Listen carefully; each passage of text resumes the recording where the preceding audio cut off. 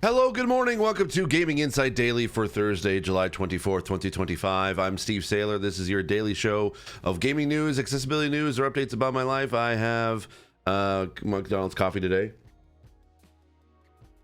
I don't remember asking for any like sweetener in it, but I feel like it's got like a little bit of, I don't know, caramel or something. It's not bad. I don't mind it. But it's definitely different than how I normally take my coffee, which is just milk. So any kind of sweetener is already something I'm just like, okay. All right, now before we get into anything, yes, I did see the Lego Game Boy set, and did I have it in my shopping cart on Lego.ca because it was only $80, an $80 set? Yes, I did. Did I actually buy it? No, I did not. I had to be responsible. But I really wanted it. It looks cool. It looks cool. Anyway, no one asked for it, but I was just like, I saw that. I was like, okay. I really wanted it, and then I decided not to. And you know me and Lego. I love me some Lego. So there's that. Anyway, let's just jump into today's news, because today has nothing to do with Lego, but today is actually about something that it's a game for a game I really wanted to play, but also could potentially have some accessibility based on some of the mechanics and the gameplay that we've seen just recently. Someone in my chat yesterday when I was streaming had asked if I had seen the new Mafia: The Old Country story trailer, and I was like, I have not, and I kind of put that in the back of my head. I'm like, okay, I'll check it out later. And then later was this morning, and I was like, so I apologize, whoever it was that actually mentioned it to me. I apologize, I forget who it was, but thank you, because I looked at it this morning and I was like, okay, I think it's something to be able to talk about for today's show. So let's go into the trailer itself, which is kind of a story trailer, but also a bit of showcasing the gameplay of Mafia: The Old Country and potential new accessibility, or maybe not necessarily new accessibility, but you know, some accessibility considerations, let's just say, in this. So we're gonna pause music and we're just gonna start with this. Now we must send a message to all around that Torisi takes care of his family and his affairs. This game does look gorgeous. I really like it. Will you do that, Enzo? And here's the thing: it's using a lot of like old Hollywood lighting. Because if you look at this, like this used to be like an old Hollywood thing where they would shine a light just directly on an actor's eyes, and it kind of had this like really cool, almost like glowing effect with their eyes. So I love that they're kind of going with that with this, because also I think Godfather even used that sort of lighting as well, if I'm not mistaken. Everything in San Celeste has a price. Our price. Okay, so far we see our first thing where we do see some waypoint markers on basically game objectives. So that's good, and it is a good contrast with a yellow instead of something like a white, because the white can blend into the background. So I like that, and it looks like it's decently large. Now this is the HUD, which we're also seeing a bit of like it's all white. And I think there was a moment where actually it does kind of blend into the background, but I don't know. It just seems that a lot of the HUD, even the crosshair, has a bit of like, not necessarily like a high contrast mode to it, but it just like, it stands out. It could be just because it's a dark background and that stands out anyway, but there are some moments where it is a day. Yeah. Okay. So this is kind of where the high contrast kind of like leaves, because as you can see, how does anyone can be able to read that name of Enzo and then also the words for each of the buttons? That's where I'm like, it's good. Like, again, it shows how sometimes a design looks good in a dark environment, but in a light environment, it's terrible. And this is proof of that. So hopefully there's a way to be able to add a backing to it. I have no idea, but anyway, let's move on. Of their duty. Some tried to run. Okay, so another bit more of the HUD, at least for the bottom, which basically kind of gives your items, and what weapon you're using. So it can be small. Actually, it is pretty small. So not super excited about that. From their obligations. They think there is a place on this earth that lies beyond our reach. Nobody. Okay, again, I love that it's a large-ish icon for waypoint or for current objective. Which again could be maybe a little bit larger. Hopefully that is something that can be a little bit larger. Yeah. Hides from this family. Not for long. High walls, iron gates, armed men. They think there's a lot of stealth. Safe. Show them. Okay, again, when you have it like against a dark background, it looks great. So maybe you should probably have that as part of the settings so you don't have to blend in with the environment. I don't understand why that's always a design choice and they don't bother testing for high contrast. They just sort of like, oh, it looks cool. Well, yeah, but can you see it? Oh, well, not really. Well, then why use it? I don't know. It looks cool. That's basically it. But it happens so often that I don't understand why they don't offer the ability to be able to have or design in there a background just to kind of make them stand out, because this is a game that's set in Italy. There's a lot of sand, a lot of light sand. There's a lot of sunlight too. So I would imagine that probably like good 60% of the gameplay, a lot of this HUD is lost in the background. And I understand how how developers don't necessarily learn about that. And they think that's okay because I see it often, but there's rarely any settings to be able to add a background to it. Or a HUD that's designed without a need for a background. It's just basically just part of the design. It's one of those things I'm confused about sometimes about game dev. Because it's not good game design. It's terrible game design. Not even just for accessibility purposes, but just for like visual acuity. Imagine like playing a game with literally, go back to it, literally playing this. And if this is your first time getting into a knife fight, I don't know if it is. I do like that they do display the controls that on the right-hand side. That's great. But what good are the control buttons there if you can barely read that it says slash, thrust, strike, dodge, and parry? And the only reason why I could see that is because I had to zoom in so damn close in order for me to be able to even close to, or even see it in any clarity. So, game designers, like seriously, fix your shit. Otherwise,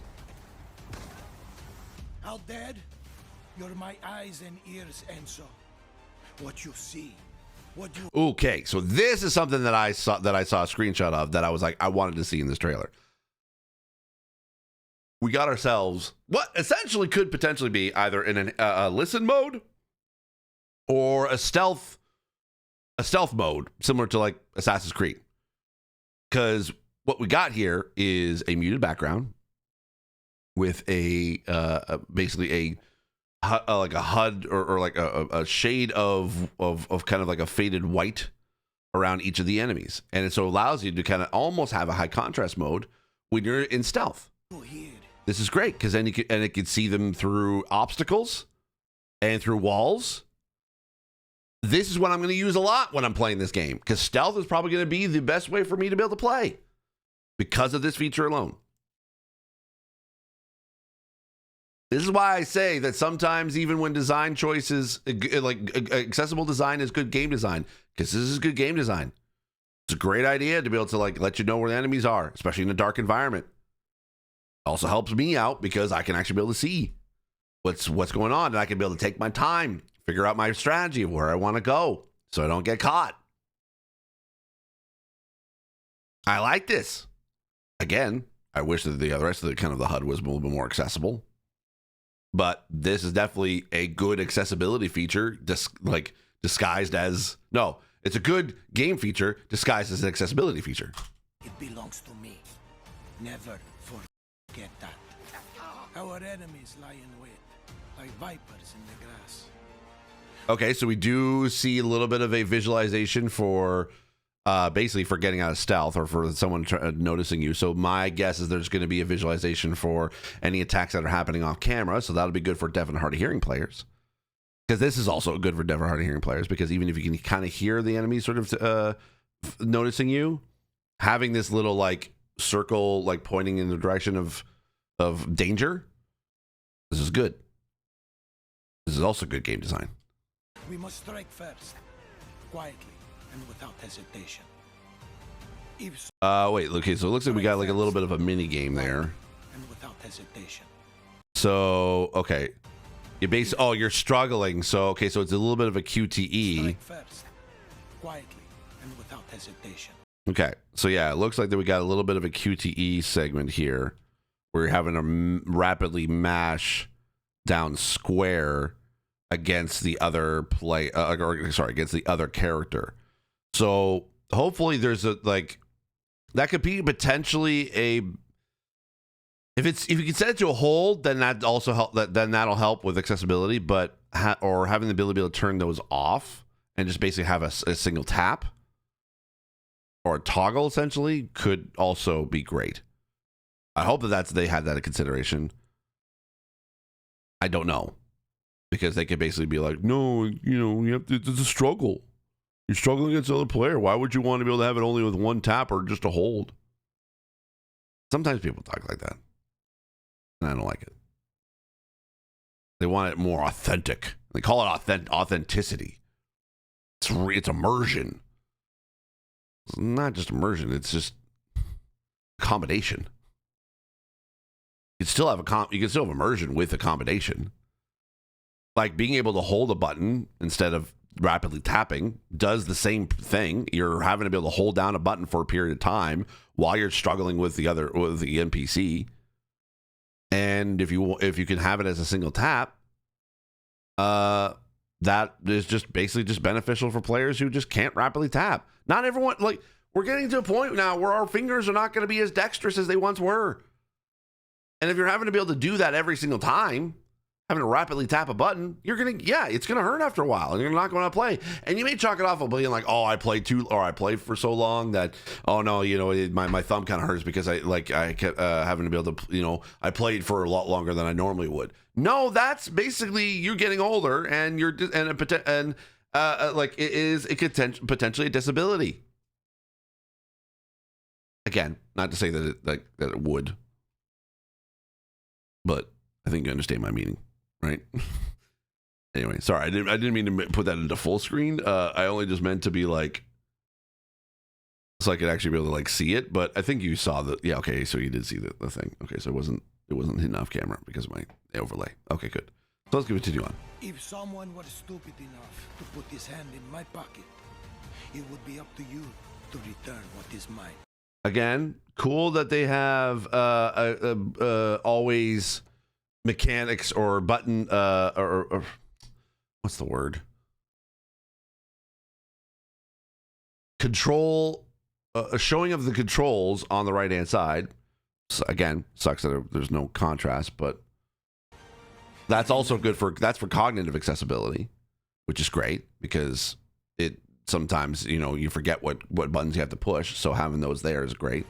What you give to this family, you shall receive back in kind. It doesn't seem to be that there's like an auto like an auto target or an auto hit, because it doesn't look like that you're. Yeah, it looks like it's kind of like locking onto enemies. Yeah, I saw that. Hold on, I did see that lock on. Hold on. Yep, there it is. Okay, go back.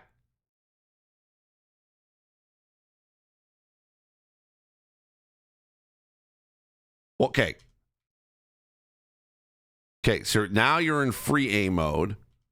Okay, so you've already taken them out, but watch the snap. Watch the crosshairs. Let's put this full screen so you can actually hopefully be able to see it. Okay, yeah, you can kind of see it. Okay, on the right-hand side. Okay, watch the crosshairs as it sort of auto-snaps to the next target. You shall receive See? It did that. And then watch, it's going to do it again. in kind. Yeah, and it did that again. If we go back. Okay, so it's now locked onto that target.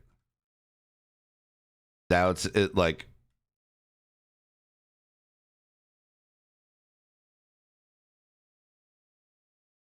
Okay, so we get to, okay, yeah, you're taking them out. Now it feels like it's in free frame. Oh, and then as soon as it's in there, it basically, it just auto snaps.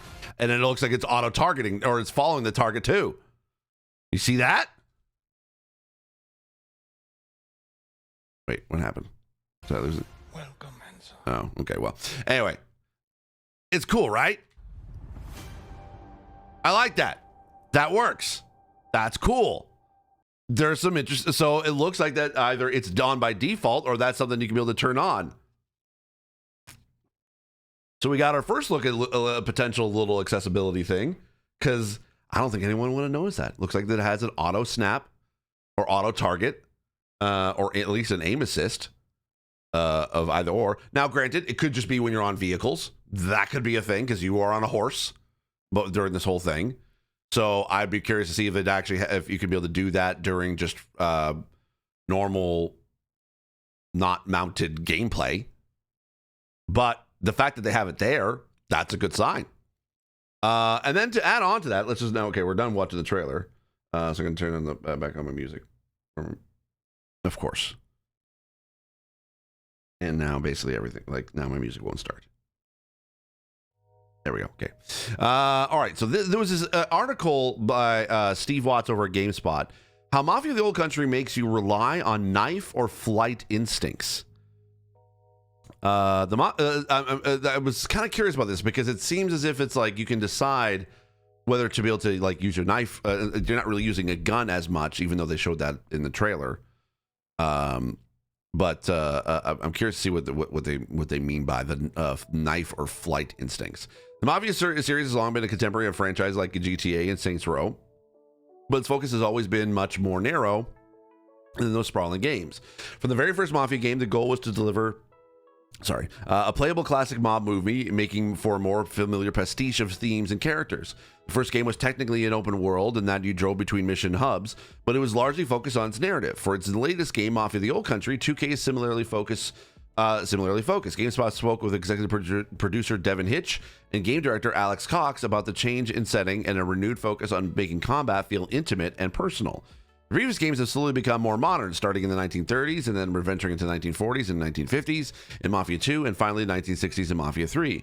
Aside from brief interstitial stories, they're also all taken place across the fictionalized United States. That makes this setting, 1900 Sicily, a significant change for the series, but one that won't be unfamiliar to fans of organized crime fiction.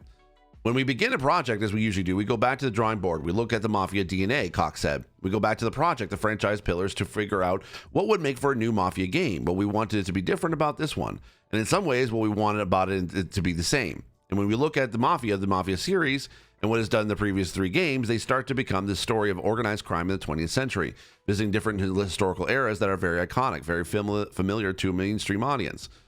Players will have seen Godfather, Goodfellas, and Untouchables, all kinds of movies that define very iconic eras in organized crime history. Making a prequel was a conscious decision, too, to give new players a fresh start if they haven't played a Mafia game before.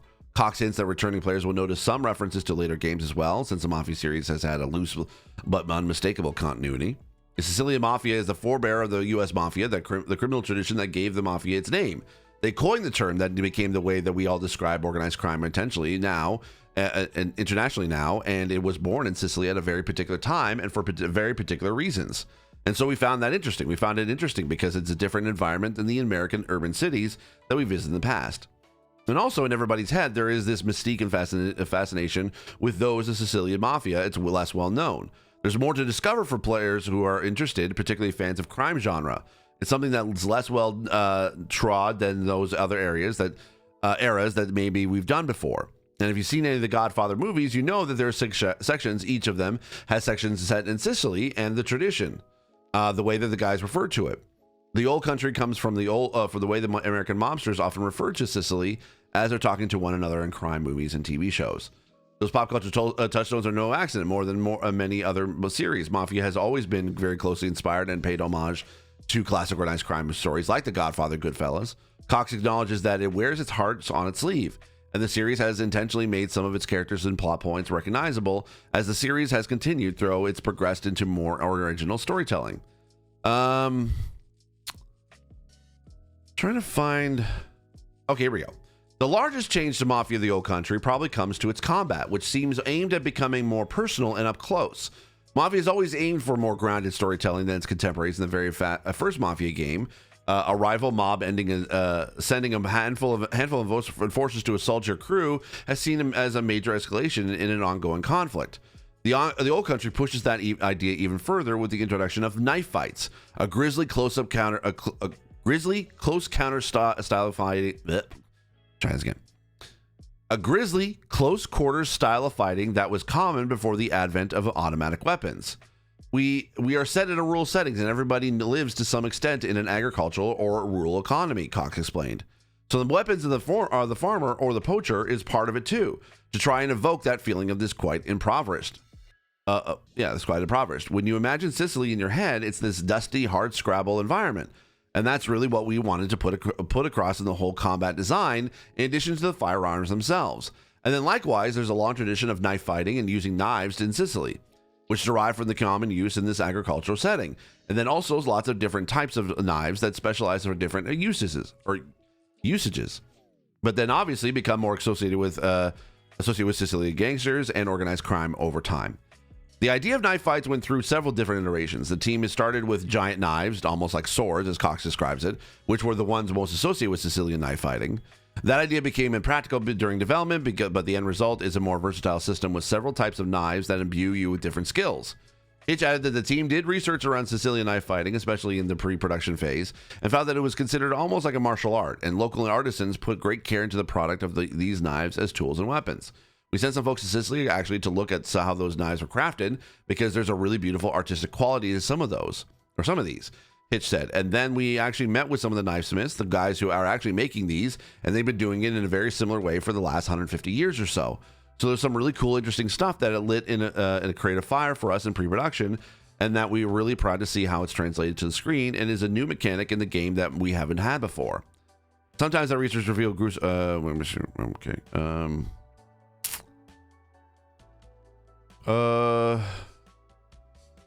Cox added, the knife fights present a great opportunity for us to get up and close and personal with story characters and fight out the last minutes of their lives, looking at their faces with the cutscenes and cinematic presentation you'd expect from that, which in the past we were not able to.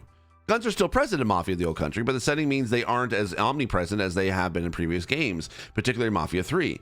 Hitch noted that in that game, since the 1960s, Lincoln Clay was a Vietnam veteran, and the gameplay was built around the time period and his experiences. That meant he had ready access to a lot of weapons, ammo, and grenades at any given time. The Old Country, by comparison, wants to make you feel more scrappy, needing to scrounge for limited resources and make calculations about what to do with them. That was something we really just felt jived super well with this hard scrabble, resource-depleted environment of 1900 Sicily, Cox said. So we introduced ideas. The resources to the player are scarcer than Mafia Definitive Edition, for example. So you have to be a bit more considerate in how you use your ammunition. We introduced the idea of looting enemies to find bullets and other combat resources you play through those encounters. And generally, we dialed up the challenge a little bit, so the feeling is a lot kind of surviving in some of these dangerous encounters, rather than if I was to use the Lincoln Clay Mafia 3 example of charging in there in a military sense. Enzo, the Old Country's protagonist, has to play through these combat encounters in a more tactical and considered manner because of those things, limited resources, and slightly raised combat challenge. Not necessarily a fan of the slightly raised combat challenge. I mean, I get that it's kind of like the balance, because yes, a gun could be able to take out a lot than necessarily just with a knife. And the challenge is to basically have to kind of be sneaky and stealthy, which is great. But I kind of like that that's the system they're going for, because there could be some potential accessibility in there, in that you can decide on who to take out, and so that way gunplay is not necessarily a main part of the gameplay. It's just an addition to, So if you can basically learn how to be able to use a knife and go stealth, I think you can be able to survive pretty well in the game, potentially without even having to fire a gun. There might be some story moments where you have to, but if you're having to actually switch between a gun and a knife, you never know. You may just basically just go with knife the entire time, which I'm okay with. All right, so that's kind of like so far. There's nothing really that kind of shows me that there's a lot of accessibility in there, but there is some interesting game design decisions that could potentially be accessible. But I'll be able to hear your thoughts on this. Are you looking forward to playing Mafia: The Old Country? Did you want to play it? Are you concerned about the accessibility as I am? Or did you see anything here that was like, okay, yeah, actually, I think I can be able to play this? Let me know in the comment section down below. All right, that's gonna be it for me. Tomorrow will be tomorrow's Friday, so I'll be doing my episode, and then I'll be heading straight to be able to go to the cottage. So I will reserve the right if it basically gets to a point where I have too little time to pack, I may not be able to do an episode tomorrow. So if you don't see one, that's why. But I will try to be able to do an episode for tomorrow as usual. All right, that's gonna be it for me. I'm actually probably be talking about Battlefield because I imagine Battlefield 6 will probably be revealed. Actually, probably even revealed now by the time I recorded this. So who knows? We'll maybe talk about that tomorrow. Have a good one. Take care. Have yourself a great day. And I'll see y'all soon. Bye-bye.